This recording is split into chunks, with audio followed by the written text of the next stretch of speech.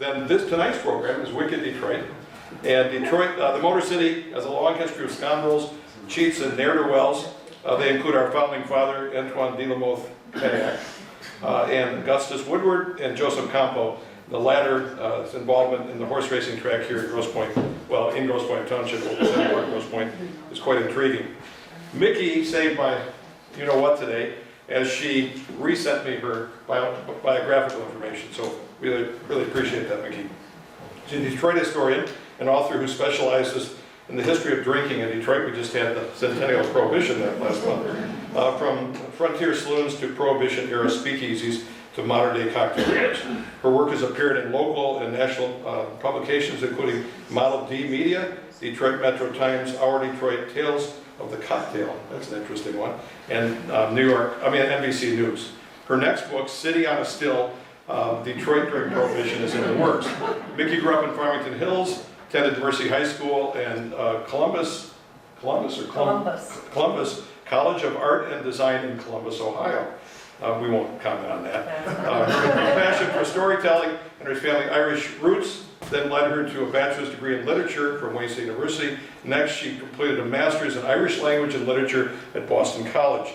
From there, she taught English at the University of Connecticut while pursuing a PhD in literature, which is still in progress. After several fellowships in Ireland and at Baylor University, she moved back to Detroit in 2013 and became the first tour director of the Detroit Bus Company, using her love for her native Detroit and her research skills to share Detroit's history. As a board member and a volunteer at Preservation Detroit, she runs the nonprofit's popular tour series, and her current project is ProhibitionDetroit.com, which chronicles Detroit's turbulent and exciting history during Prohibition. And you also work with Colleen Robar, who is the PR person for the Pezant Affair. Yes. So, Mickey Lyons.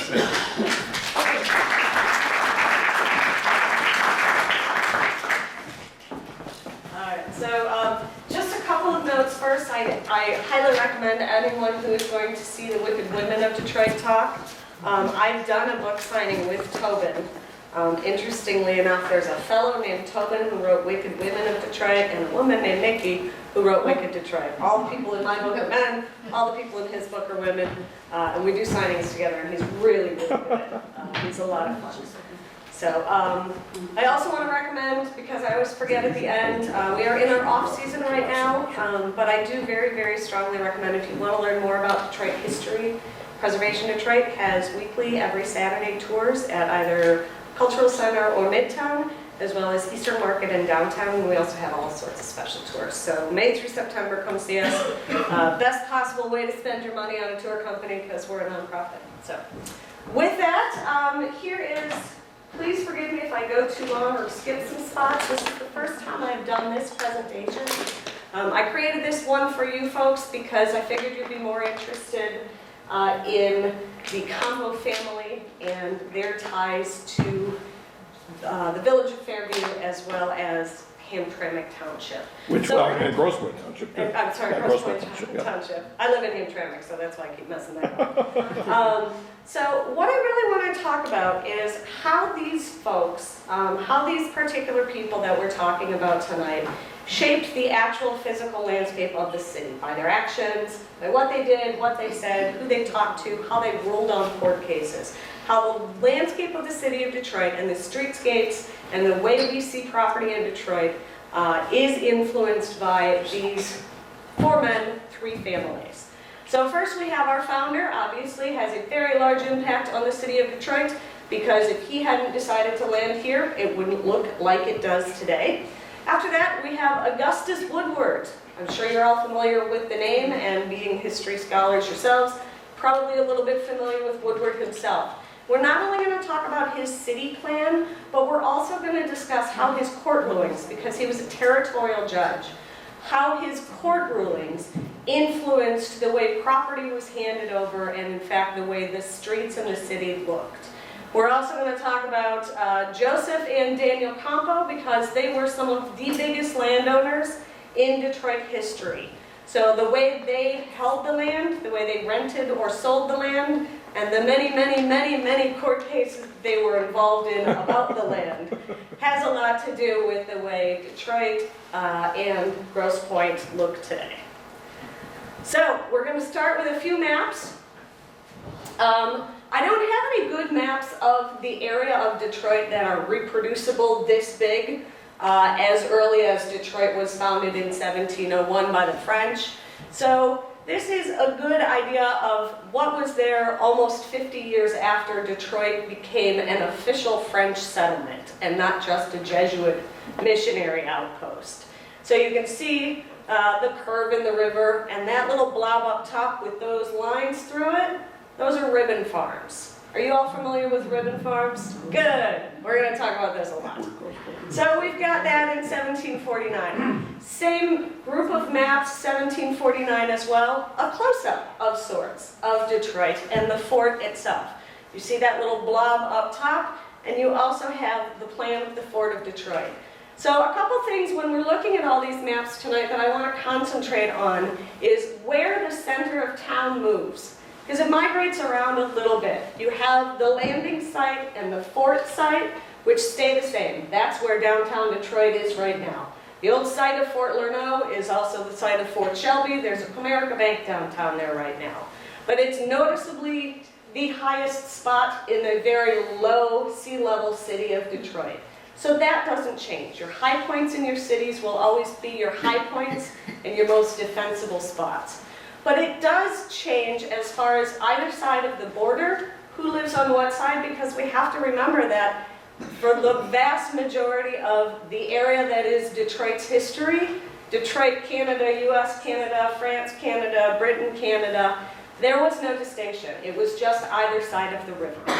So that, as well as Belle Isle and, of course, the Grosse Pointes and northeast side, also known as the Côte du Nord-Est, northeast coast. So we're going to move into 1855. You can see, again, those ribbon farms, and most noticeably those ribbon farms where they are on the northeast coast, just a bit off from downtown, which is the dark smudge there.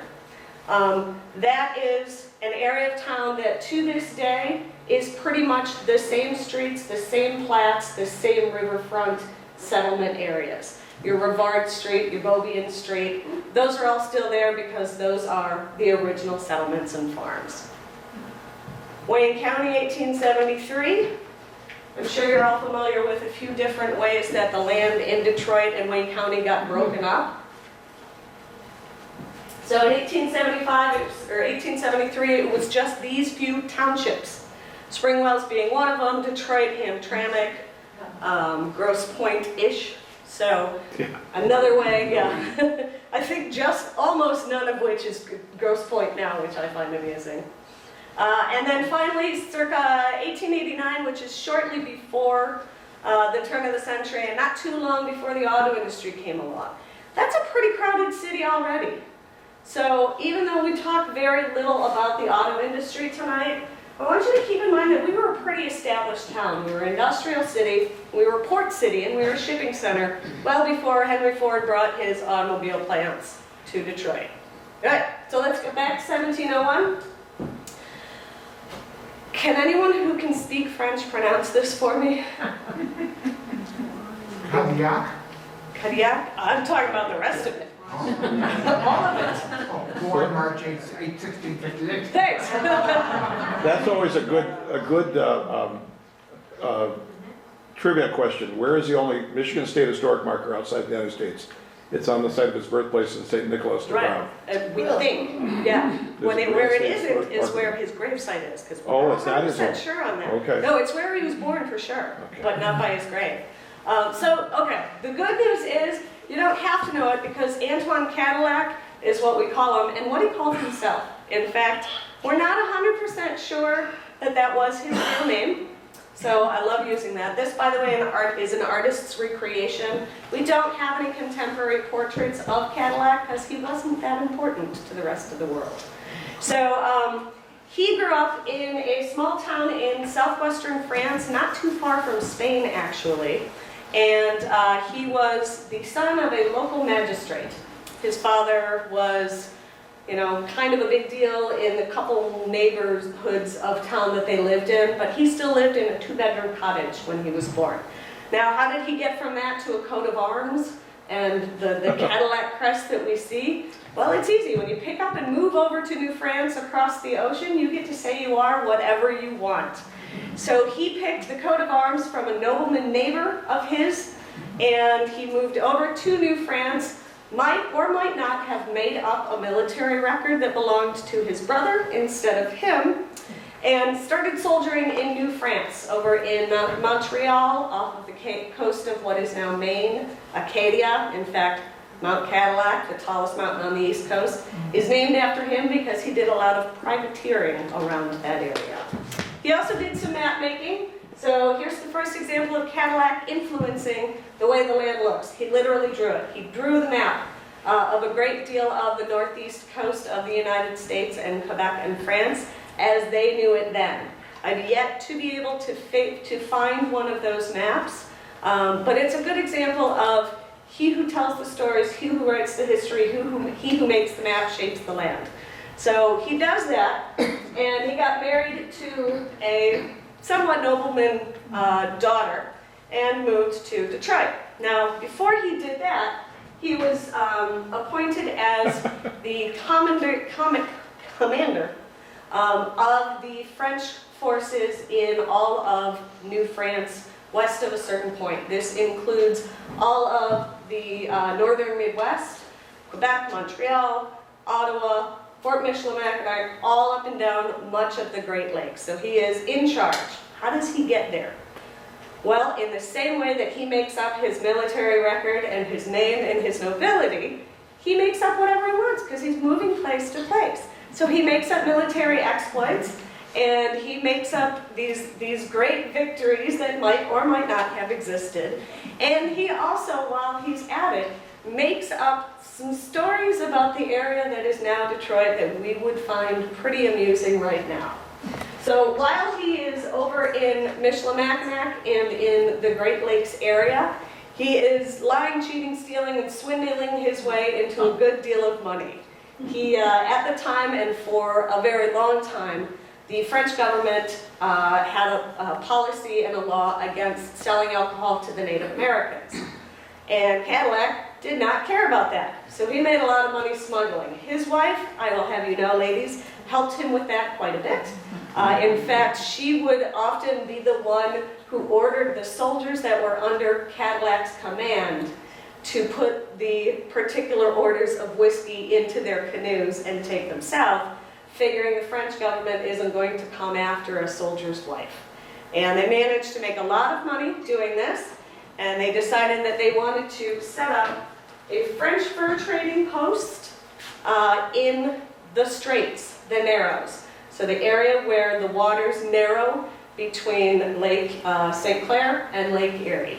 In fact, this was actually not the first time this had been called the Straits. The Ottawa name for the area, which I don't have written down and will not try to pronounce, also means the straits, the narrowing in between the two waters. So Detroit is the city on the strait. The Straits, yes. And so it's not a river, it's actually an 18-mile strait. Yes. Yeah. Mm-hmm. So, Cadillac, while he's there, or as he's trying to sell. He's trying to sell this area in the south as a place for a permanent settlement. Now, this is not the first time anyone had lived on the land we're standing on now. For hundreds, thousands of years, in fact, Native American tribes had lived here in permanent or semi-permanent or nomadic hunting and fishing camps throughout the years. And there had actually been several French missionaries in this area as well. But Cadillac says, I want a French-sanctioned city that'll be like Montreal, that'll be like Quebec. I want a trading post because of this great area that we have where we can get all of the items from the other areas and ship them over water. Now, he also manages to sell this by saying that there is a water passage all the way through the Great Lakes, when in fact most of us are aware that they didn't have one of those until 1812. But he said, no, it's really easy. You can take a boat all the way around all of the Great Lakes and out to the Atlantic Ocean. And they believed him because why? He wrote the map. All right, so he says,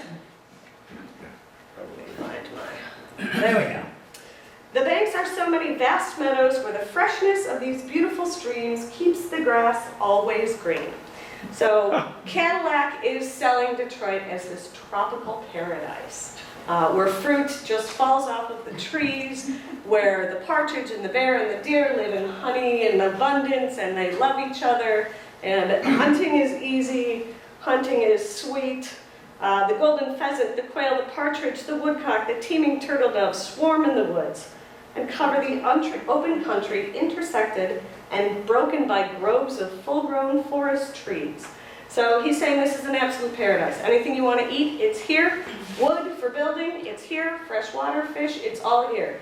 He also manages to claim that a canal already existed, like I said, between Lake Erie and Lake Ontario, that a profitable silk factory could be established without delay, that the colony could easily produce wine to rival the best in Burgundy, that the area boasted native citrus similar to oranges, but whose fruit was an immediate and effective cure for snake bite, and that thousands of Huron, Miami, and Ottawa were ready to pull up stakes from their settlement at Mackinac and move to the southern locale. And it's this last one that gets him in trouble, because he is basing his claims for a settlement on the fact that he says the Native Americans will come, they will add to the economy here, so send your wives, send your children, send your cows, send your horses, and we'll all live happily ever after. Well, that did not happen. In fact, in the 9 years that Cadillac himself was here in Detroit, he managed to anger everybody, including the Jesuits. So we've got Cadillac versus the Jesuits. Let's see if I've got, there we go. Cadillac versus the Jesuits. Now the Jesuits had settlements here for some time, and Cadillac is doing everything that they're asking him not to do. He is taking taxes. He is charging usurious amounts on interest on loans. For many years, there was one horse in town. It belonged to Cadillac. If you wanted to ride it somewhere, you had to pay Cadillac.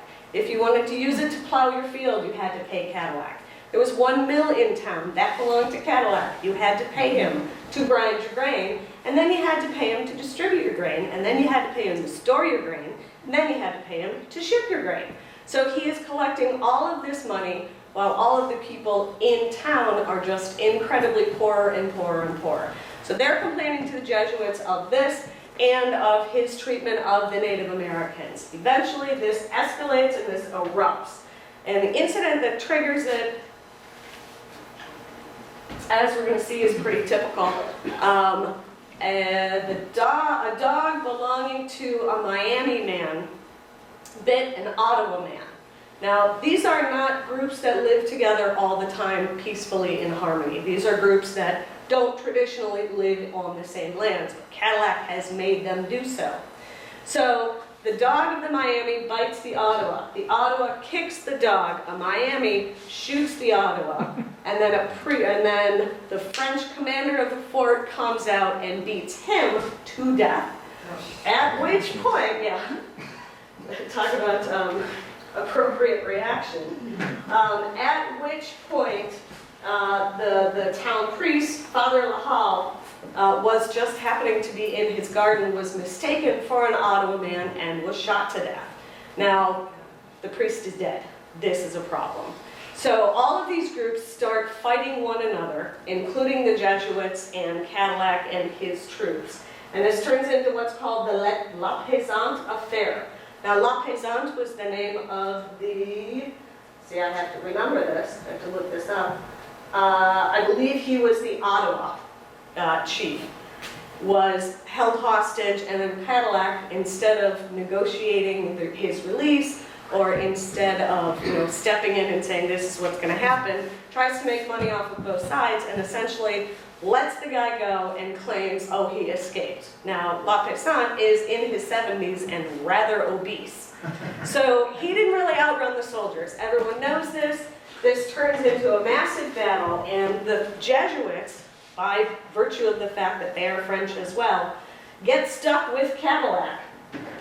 They're in a forest, and they're fighting on several sides, and Cadillac's conduct in this event as reported to a priest who was there.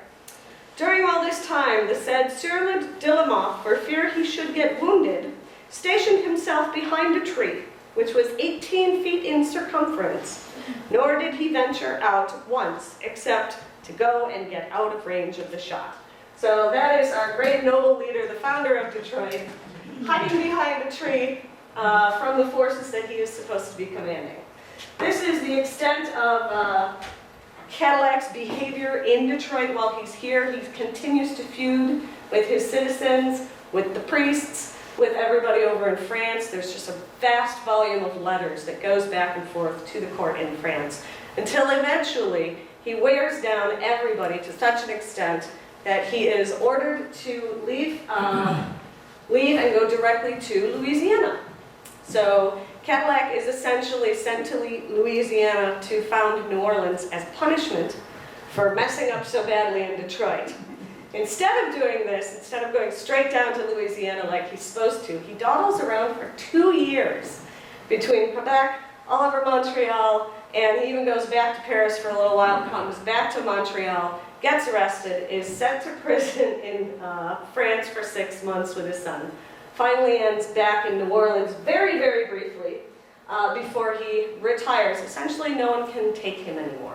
They're tired of his letter writing, they're tired of his complaining, they're tired of his theft and graft, and they send him back to France, where he manages to take the money that he took from the citizens of Detroit and buy himself a mayorship, essentially, of a town very, very close to the one where he had grown up in, directly across the river.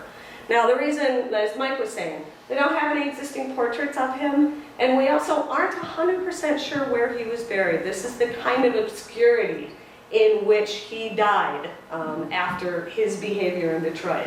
And for years and years and years, there was no real official settlement here in Detroit. The French court didn't send anyone to replace him as commander of the fort at Detroit. But it was such a valuable fur trading post and shipping area that that people still lived here, and there was still civilizations here. So we take a look at this. So this map up here, this is the fort looking down on the river, and this is just about entirely the extent of the city of Detroit when Cadillac was here. Because again, he leaves in 1710. This is years before most of the rest of the settlers even come through. So he has, by virtue of deciding where to put the fort, and what else do we put up when we establish a settlement? Church. By where he decides to put the fort and the church, he has established where everyone will live, and they're all going to spread out from there. So Cadillac's impression upon the landscape is small, but is the center of the rest of the settlement of Detroit. So then, we go up to Woodward. Now, is it true he named the street after going to the woods or himself? He says, yeah, that's right. Woodward said he named the avenue because it went towards the woods. Yeah, It that's wasn't right, sure. an old Native American trail going up to Pontiac, but it's Woodward, so, you know, not sure if we believe him. This also is a recreation that I had done for the book based on a physical description of him, because we have one later painting that's floating around, but it was based on the very same physical description. So, and keeping in mind that this description of Woodward was written by someone who was kind of a fan. As with anyone who talks about Woodward, nobody's 100% a fan, no one's 100% a critic. He was a complicated person. So this is lengthy, but I'm going to read you the description because it gives you a great idea of who he was and how he acted. So this is according to historian Silas Farmer, who wrote at the end of the 19th century. The judge was very tall, with a sallow complexion, and usually appeared in court with long, loose overcoat or a swallow-tailed coat with brass buttons, a red cravat, a buff vest, which was always open and from which protruded an immense mass of ruffles. These last, together with the broad ruffles at his wrist, were invariably soiled. His pantaloons hung in folds to his feet, meeting a pair of boots which were always well greased. His hair received his special attention, and on court days gave evidence of the best efforts of the one tonsorial artist of the town. He was never known to be fully under the influence of liquor, but always kept a glass of brandy on the bench before him. In the evenings, he would go to Mack and Conant's store, which was on the north side of Jefferson Avenue, between Woodward Avenue and Griswold Street, and sit and talk and smoke his pipe and sip half a pint of whiskey until it was gone. So that's Woodward. Woodward grew up in New York. His parents were early American revolutionaries who lost quite a lot of their property. Fortunately, he had an uncle on his mother's side who was one of the old Dutch settlers of New York. So Woodward came from a long line of people who shaped cities by being rich. His uncle took a liking to him and sent him to school in New York and later to Washington, D.C. once he passed away and left Woodward some money. Now, one thing that we should note is that Augustus Woodward's birth name was Elias Woodward. He named himself Augustus, which is typical and delightful. So the Campos are the only people in the story tonight who kept the names that they were given. So he gave himself the name Augustus, to revert after his uncle, and Woodward because that was his family name. So he moved quickly as a young man to Washington, D.C., where by virtue of his intense intelligence and love of civic policy and law, he made quite an impression on a young man named Thomas Jefferson. Jefferson and Woodward became fast friends, and both were equally bizarre. Anyone's read biographies of Jefferson? His behavior was strange, and in many of the same ways as Woodward's behavior was. These men were not socially skilled, but they were brilliant. So they made their shambling way through the world, and they shaped policy. And Woodward just happened to be in Washington, D.C. and own a bunch of property when the Capitol was moved there. So Woodward actually sold the land on which the White House was built. So he also shaped Washington, D.C. So he caught the eye of territorial governors and Congress, and was shipped out to Detroit to be a territorial judge. He was by now a judge. Shipped out to Detroit to be a territorial judge of the newly established territory. He arrived on June 30th, 1805 to this. The entire city of Detroit, or town of Detroit, because at the time there were about 600 people, the entire town of Detroit burnt to the ground on June 11th, 1805. So Woodward, along with the territorial governor with whom he bickered constantly, arrived on the same day at Detroit to a group of citizens who had no buildings left. All the buildings had burned to the ground. There were a couple of chimneys and a couple of walls that were left standing. And a group of citizens who had taken all of their belongings, pitched them into the river to keep them safe, or gone across the river. This is in Sandwich or Windsor, Ontario. So this is how easily folks are moving back and forth. This wasn't they left Detroit and went across to Canada. It's just they went across the river to the other side, while the rest of the city burnt down around them. So Woodward, in his infinite wisdom, says, I know what we do. We build a city and a grand boulevard that looks like Paris, that looks like the new Washington, D.C. It's built for 50,000 people. He designs the new city of Detroit, which at this point has 500 or 600 people, for a citizenry of 50,000 people, which is massive at the time. It's got, in his plan, it's got grand boulevards, 140-foot wide streets with trees going all down them. If anyone's been to Paris, you can imagine what he wants it to look like. And there are also interlocking groups. So he wanted spoke and wheel patterns with a grand park, or grand circuses, in the center, and then radiating out from them spokes, like spokes on a wheel, all of those interconnected across the city. There we go. Yeah. So in the center, we have Woodward's original design for what the city would look like. And you can pick that up and you can multiply it as far and as much as you want to. And in fact, that is alongside the riverfront, as you can sort of see. To the left of that, which we'll come back to, is how much of Woodward's plan we ended up with. And to the right of that is another area that he created that we still see examples of and remnants of today. So Woodward says we need a great interior emporium, and this is typical of Woodward's writing. Why say it's going to be a big city, the biggest and best on earth, when you can say a great interior emporium equal if not superior to any other on the surface of the terraqueous globe? Woodward is also the man who came up with the name of the Cathalopistadiad. If any of you are familiar with that, the University of Michigan. He helped found the University of Michigan, which was founded in Detroit, but it was at the time called the Cathalopistadiad, because that's Woodward. And why use a word everyone recognizes when you can make one up? So Woodward sets out to create this city with grand boulevards and parks and public spaces. And he runs into, so he goes to this area, which right now is in Campus Martius Plaza. And he and his surveyor stand up on a giant rock and take their surveying tools, and they go northwestward and they go out in these radial areas. So if you've been to Baseline Road, also 8 Mile Road, you know that that is 8 miles from the center. But that center is a point of origin marker, not the riverfront. So everything can be traced right back down to that area. So what is Woodward not thinking about when he's designing these grand boulevards and these plazas and these streets? He's not thinking about who already lives there and what they're doing in their daily lives.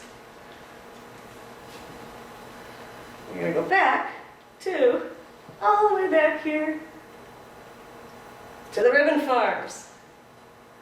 From the very beginning of Detroit, the way we use the land is in long skinny patches by the river. So the river is our main road, and our secondary road is the one that goes up north towards the nearest large Native American settlement, Pontiac. So our main road is the river, and along that we have these narrow ribbon farms that are 250 feet wide by anywhere up to 10 miles deep. So we've got these massive, long, skinny tracts of land, and Woodward wants to dump that on top of it, which is why we end up having not what's in the center, but what's on the left. Because the French farmers say, okay, Woodward, that's very nice, but there's 600 of us and we'd like to put our housing up now before winter comes, and we also want to keep using our riverfront farms because we need them for irrigation, and we don't want a 155-foot boulevard running right through the middle of our peach trees. So they take a couple of methods to fight against Woodward. One of them is simply ignoring him. These are still mostly French settlers, and the French inhabitants of Detroit are notoriously stubborn.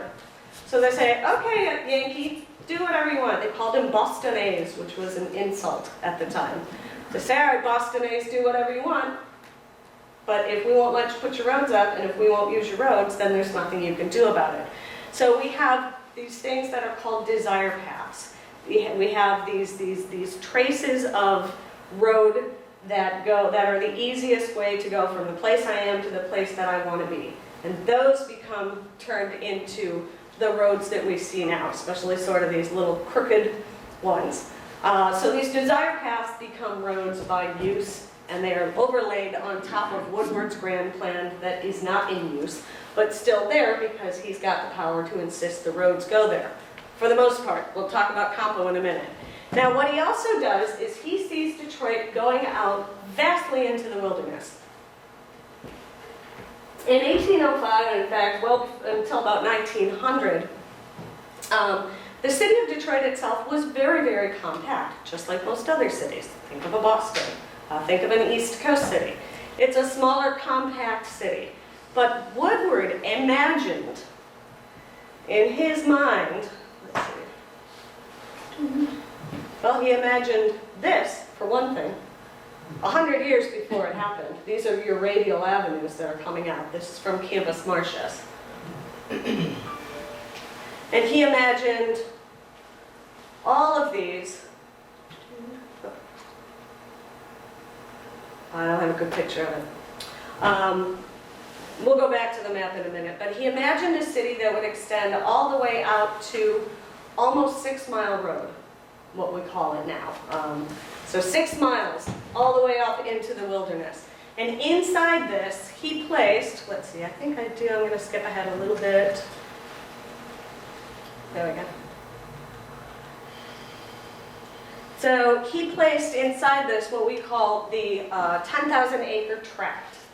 So he set aside this spot in the wilderness that would be a new Woodward city. Woodwardville, he called it, because it was going towards the woods, of course.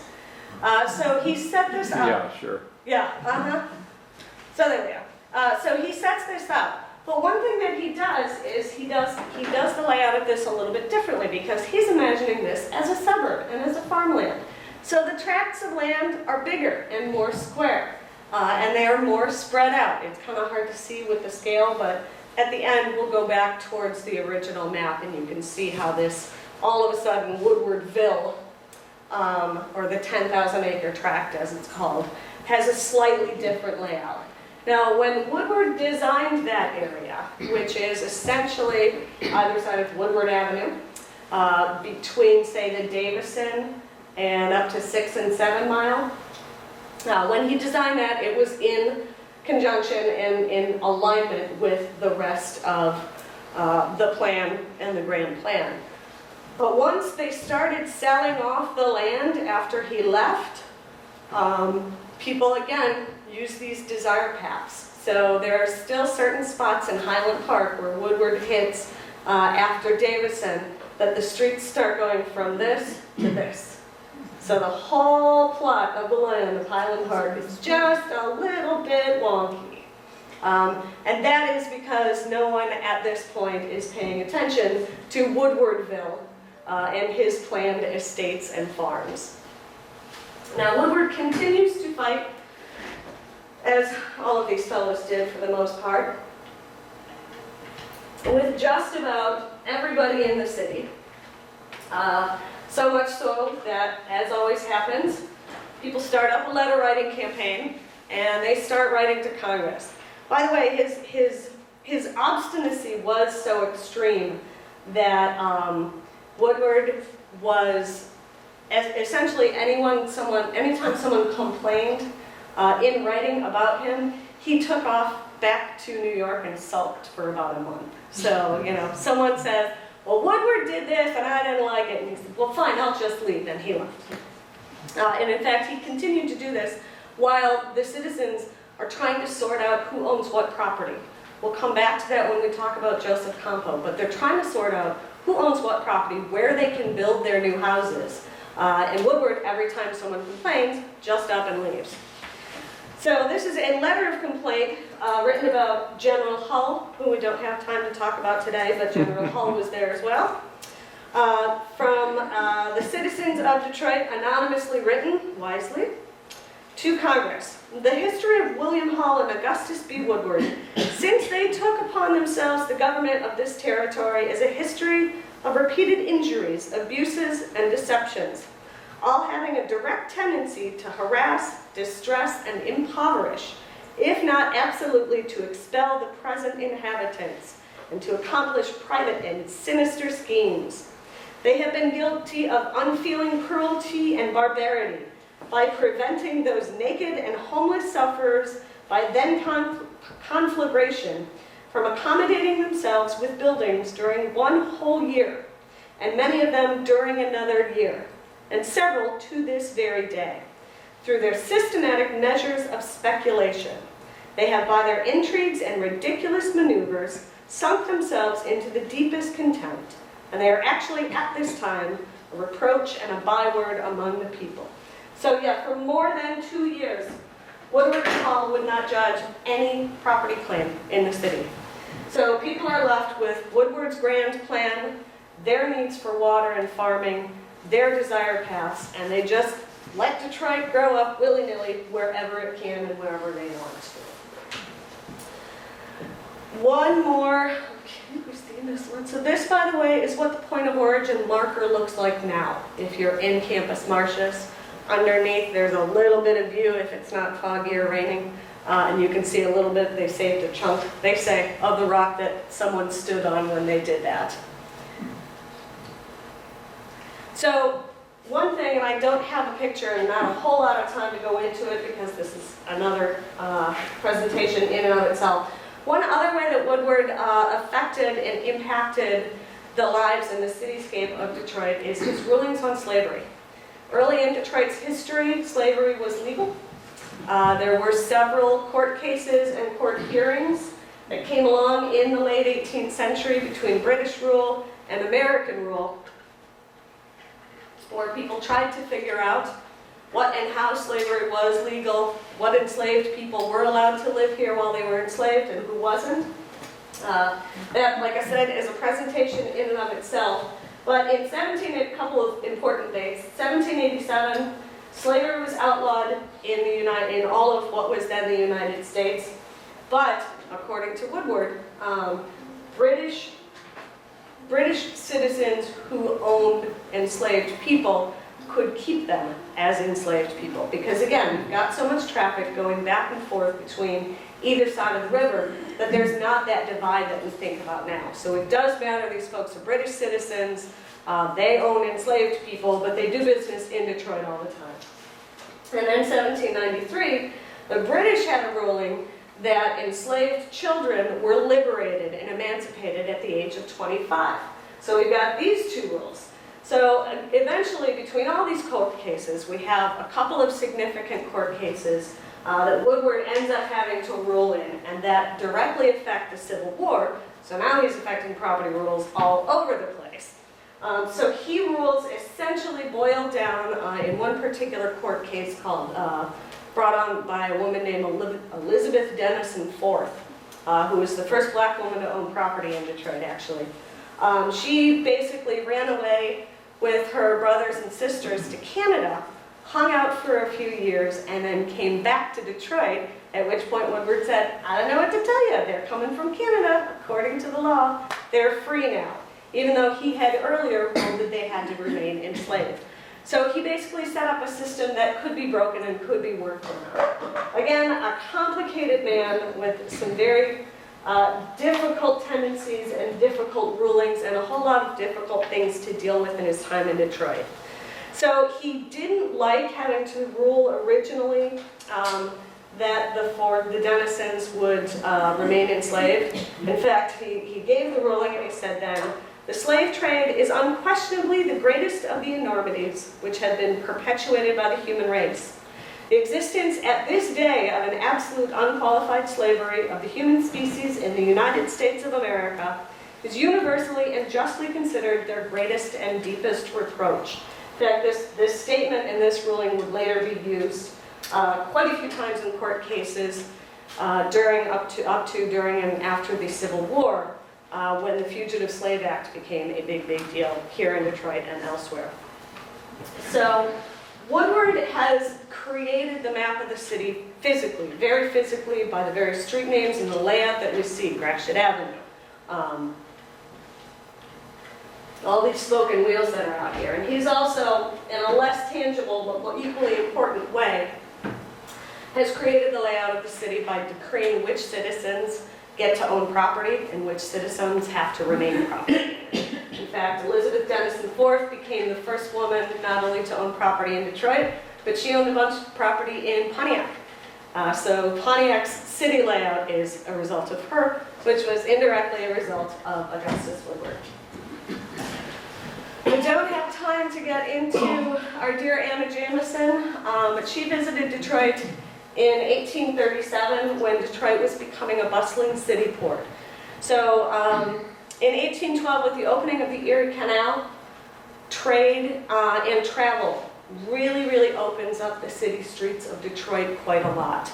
So Anna Jamison was an Irish art historian and also a travel writer who came and visited Detroit and actually was the first European woman to travel alone around the Great Lakes. She went all the way up to the Upper Peninsula. This also happened to be the very same summer that Michigan became a state and not a territory. So she was here during the very birth of the state of Michigan. I highly recommend you read her account of being here if you ever get a chance. She also did this painting of Detroit from the shore. From across the river. So this is from Windsor. All the good views of Detroit are from across the river, right? She also complained because she was Irish and British.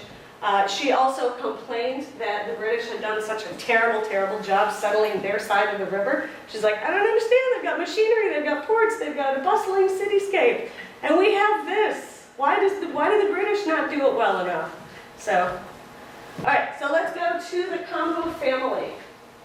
Now, the Campo family is one of the oldest in the city of Detroit. And we're going to get to just a couple of them. Are there any Campos in the room? I did say it was wicked Detroit, right? Okay. Yeah, so they are one of the oldest, largest, and most contentious families in Detroit. Joseph Campo lived for 94 years, and he saw Detroit go from a French settlement, well, almost, technically British at the time, all the way up to the brink of the Civil War in Detroit. He saw everything. He saw trains, he saw steamboats, he saw all of the modes of transportation come and totally shape and reshape the way the city was. And he owned a lot of property in it. So we're going back to these 18th century maps because this is just about what Detroit looked like when Joseph Campo was born. He, like many of the wealthy families, French families in Detroit, was sent out to Montreal for school, came back and became a shopkeeper. And he was a very good, very successful shopkeeper because he sold to anyone, including the Native Americans. So what have we learned already? When you sell to the Native Americans, you fight with the Jesuits. So he fought with the Jesuits too. Campo, in fact, fought with the Jesuits and this fine fellow named Father Gabriel Richard so very much that he was excommunicated from the church. Campo was one of several folks that were excommunicated from the Catholic Church by Father Gabriel Richard, but he was the only one that died still excommunicated. This gives you an idea how very stubborn Joseph Campo was. So when he was born, the population of Detroit was about 2,000. When he died, the population of Detroit was about 46,000. So this is an awful lot of change that he is overseeing. He was also a large property owner. He owned about 1,000 acres on the east side of Detroit, and he also owned about 500 acres on the southwest side in what was the village of Springwells, and is now southwest Detroit and Delray. He also was a firm believer in rent, never sell. So he held on to every last bit of that property all of his life. The repercussions of his actions in holding on to that and renting, never selling, were felt well into the 20th century. The last that we know of the Campo family land and property legal disputes was just settled in 1936, I believe. So he and his grandson were very, very big fans of suing. His grandson Daniel was actually a lawyer himself and essentially made a living off of suing other people, including their relatives. At one point in 1780, there was a brawl, including our boy Joseph Campo, and a few other distant relations of the Campo family. And it got so severe that the police had to come in and break it up, and everybody sued everybody else. And it started over property. One of the reasons that Joseph Campo was fighting so much about property, because again, he's living during the time of the Great Fire. Now, when everyone is unable to establish all of the land deeds and who owns what property, Campo comes in and takes advantage of this, because you're in a French community that is not always entirely literate, and your deeds aren't necessarily recorded in the courts. So Campo comes in and says, yep, that land's mine, that land's mine, that land's mine. And he's got the money and the power to take everybody to court over it. So he spends a great deal of his time amassing land, some legally, some not, and fighting with Father Gabriel Richard over where St. Anne's Church should be. So St. Anne's Church, of course, burnt down with the rest of the city. And Campo makes what he thinks is a very, very strong case that St. Anne's Church should be right next door to his house. Because, well, all of his people lived over there. And he said, if the city is going to expand east, it'll expand this way towards the church, so why would we want it all the way over there in the center of town? St. Anne's at the time was where downtown is right now. Very, very central in the city. But he says it should be out here on the northeast side because my people are here. And also, of course, because that would make his land much, much more valuable for his heirs. So he goes back and forth with Richard and with the rest of the Jesuits for years and years and years, finally settles the court at one point, the real factor for why and how he was excommunicated, in addition to selling liquor to the Native Americans, being a Freemason, being stingy. On the day the ground was to be broken, I'm sorry, not to be broken, when the cemetery at St. Anne's Church, Old St. Anne's was to be disinterred, where they're there with the ceremony to disinter the remains of the original settlers so that they can move them to rebuild the church in a more central location.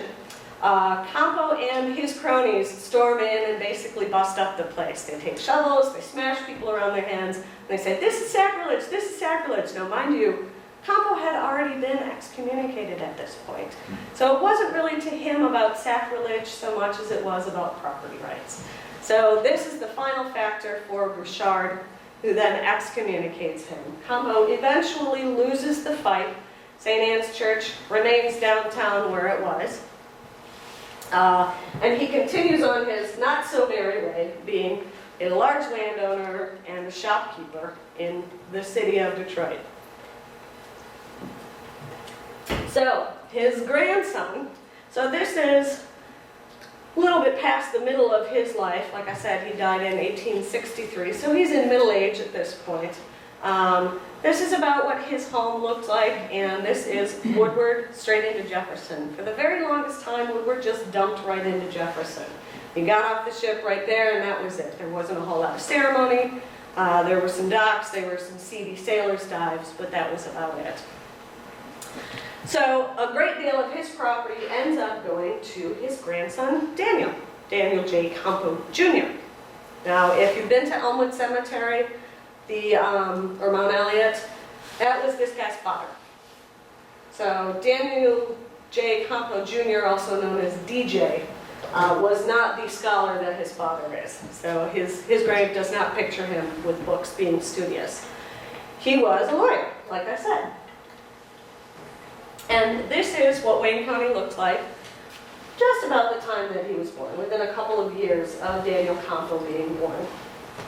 He carried on the family tradition of suing the hell out of anyone who got in his way, and in fact made a living and a whole lot of money off of it. No one ever spoke ill of him. I think because they were afraid to, for the most part. He made a habit, as someone later recounted, he would refuse to say anyone's name ever because he didn't want people to get too friendly with him. And that's the kind of guy he was. He was very steely, pretended not to know anyone, suing everyone. It was all about power for him. But he loved horses. And he lived in the village of Fairview. So the village of Fairview was a part of Wayne County. I wish I had a pointer, but you guys can know Detroit well enough to see where Belle Isle is and where Fairview would be. For the longest time, it was the far northeast coast. It was the Campo land, it was French territory. The old French families lived up there for the longest time. And Daniel Campo was one of them, and he loved horses. Possibly more than he liked people. He was active in the formation of several Detroit horse racing stables and clubs. The first of which was called the Detroit the Detroit Jockey Club. And he founded that with a friend and neighbor and business partner named George Hendry, who was a Scottish man. And he and Hendry founded the Detroit Jockey Club. not surprisingly, started arguing shortly thereafter, had a split, and Campo started the Detroit Driving Club, which was fancy. It was absolutely, we're going to get back to that. It was absolutely lavish. The Detroit Driving Club as an extension of the Detroit Jockey Club. He ran on his own, like his own private fiefdom, and it was state-of-the-art. It was where the wealthiest of the wealthy went. These folks, by the way, are not the wealthiest of the wealthy because they have to stand. But they were, it was the most technologically advanced and one of the most beautiful horse racing clubs in the city. And he managed to mess it up by getting in fights over property with everybody. So one thing that is happening, and the site of this was at Jefferson and Algonquin. So that is in what is now Jefferson Chalmers. And in fact, there is a little spot on Marlborough Street where you can still see the remnants of the gate, and that's another reason that Marlborough Street is still a boulevard. It's because of the racing club. So I'm going to read you an example of the opening of, pardon me, having to put my glasses on. All right.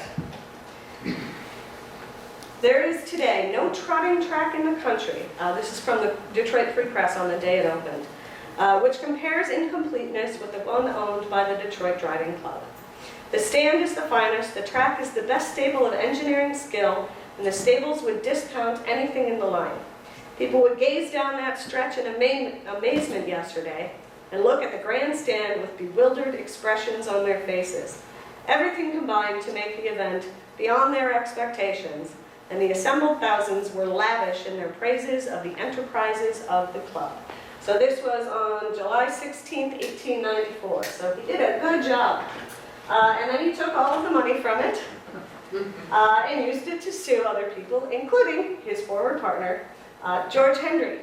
Now, one other thing that George Hendry had done with his money from the Detroit Jockey Club was invest in the streetcar system in Detroit, which is something that shaped the cityscape of Detroit. So Hendry had a large interest in the streetcars of Detroit, and Daniel Campo, very much like his old-fashioned grandmother, hated the streetcars with a passion. He wrote angry letters to the editor of the Free Press all the time, complaining about these monstrous machines that were taking over the city of Detroit.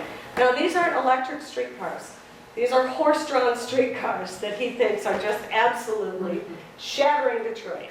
Now, one other thing that Daniel Campo hated was the idea that Detroit might take over the city of, or the village of Fairview. He hates the idea of urban sprawl. This is a man who, is not that old to be complaining about horse-drawn streetcars, but as you can imagine, he's very, very old-fashioned. So he hates the idea of streetcars coming to Fairview. He hates the idea of the city of Detroit coming to Fairview. So 1907 was a pretty darn bad year for Daniel Campo. First, the racetrack dissolved. They ran out of money. One guess as to why they were running out of money. Who wants to watch harness horse racing when you've got cars? So he didn't adapt quickly enough. Now, there were auto races on the track, but he wasn't adapting quickly enough, and he didn't monetize it quickly enough. He had no interest in cars. Daniel Campo was not a car kind of person. So he loses money on the track, and his partners, sick of his mismanagement, force him to sell. The city of Grosse Pointe Park, or the city of Detroit, and then Grosse Pointe Park, squeeze in, and between them split up the village of Fairview. There we go. And his house burns down in 1907. Now, this is the final irony of this, because one of the reasons that Daniel Campo had objected to the sale or the splitting of Fairview into Detroit is because he didn't want to have to share water with the city of Detroit. He thought Detroit city water was dirty. He didn't want anything to do with it.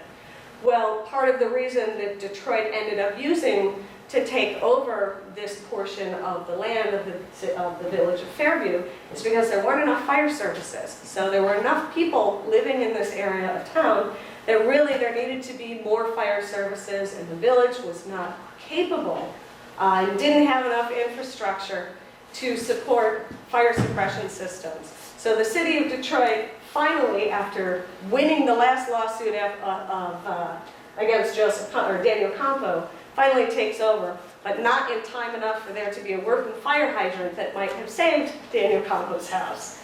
So it's his own stubbornness that in part allows his house to burn down. So between all of these folks, from Campo, who landed on the edges of the river, planted a flag, and parceled out land to whoever he felt deserved it, or whoever would give him the most money. From Campo, or from Cadillac, to Woodward, who decided who got which property claims and who didn't, all the way through the Campos. We have a town that goes from this all the way down to this. Now this last picture is from 1929. That's just 2 years after Daniel Campo died. And between him and his grandfather, they lived from the first to the second.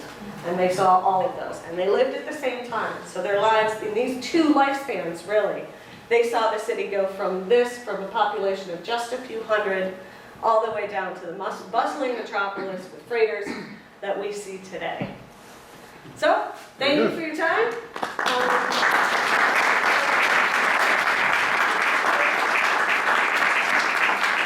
Questions? Yep. Please. Yes. This isn't a question, but I was in the Canadian Maritimes this summer in Cadillac. We ran him out of there too. Yeah, everywhere we went. I was in Bar Harbor. Oh, yeah. He had a tie there and they ran him out. Yeah. Cadillac Mountain. I think it was from there that he was actually sent back to France for prison. Oh, it happened all his life. He kept getting sent back to France, and sometimes he went and sometimes he didn't. And the one nice thing as a historian about Cadillac's story is the sheer volume of letters. You know, all of his letters are still preserved, and quite a few of them are available online. So you can really trace almost every day of the time that he was here in Detroit, and much of the rest of his life. So There was also a Pontchartrain Bridge. Yes. Up in Nova Scotia. We went through so fast, I can't remember. but it's a huge that makes sense, because Pontchartrain was Cadillac's patron. He was his patron, so he was his Well, they his said inn that at the name court. Pontchartrain came from the Indian. Yeah, That's the history of the term. I thought that was another Indian tribe. There was a Count Pontchartrain Yeah, in there was a France Count in the court of Pontchartrain, Louis XIV. Yeah. I wonder if the names were similar, if there was a similar Native American name. But yeah. Other questions? Yes. There's one. Okay. Yeah, you mentioned Daniel Campo, you said was the grandson of Joseph Campo. Yes. You skipped a generation, what generation in between? It's wicked Detroit. Daniel Campo Sr. was a fine, upstanding man. It skips a generation. Yes, exactly. And I could, there are people who could write books and books about the Campo family.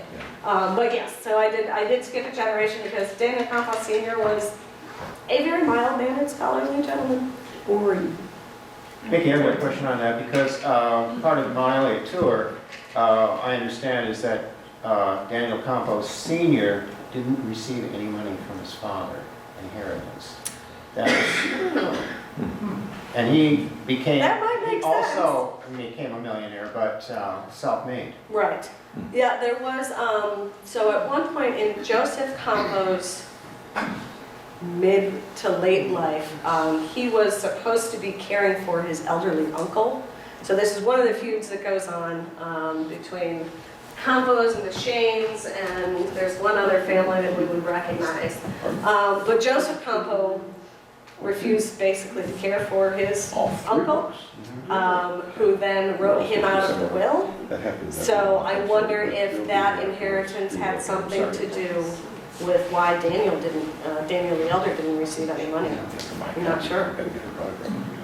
If the Campos owned Hog Island, Yes, and a different branch, but yes. what years, please? 1879 was when the city bought it, Correct. and there was a but Campo house, is that that was frame the- house on the the- island? Barnabas Campo Yes, yeah, family that's right. was who originally bought Hog Island, then Belle Isle. What year did they buy it? That's Joseph's brother though, Barnabas, I Yes, believe. yeah. Again, there are Campos everywhere. So it was Barnabas, not Joseph. It was a slightly different branch of the Campo family, and it was the treaty of. It would have been early. Because there was a treaty. So 1814, 1813, That maybe. they acquired the island? Mhm. Don't quote me on that date exactly, but yeah, it was a different branch of the Campo family then. Thank you. Mhm. Anything else? Okay, right here. Yes. Is there any truth to the legend that one of the other reasons that Joseph Campo was excommunicated was he backed John R. Williams for mayor against a priest at St. Anne's Church? Well, John R. Williams was his nephew. Yes. I can neither confirm nor deny that John R. Williams ran for mayor against a priest at St. Anne's. I wouldn't be surprised, but there were not all that many priests at St. Anne's at that time. So, yeah, I mean, John R. and Joseph Campo were pretty shady. So, yeah.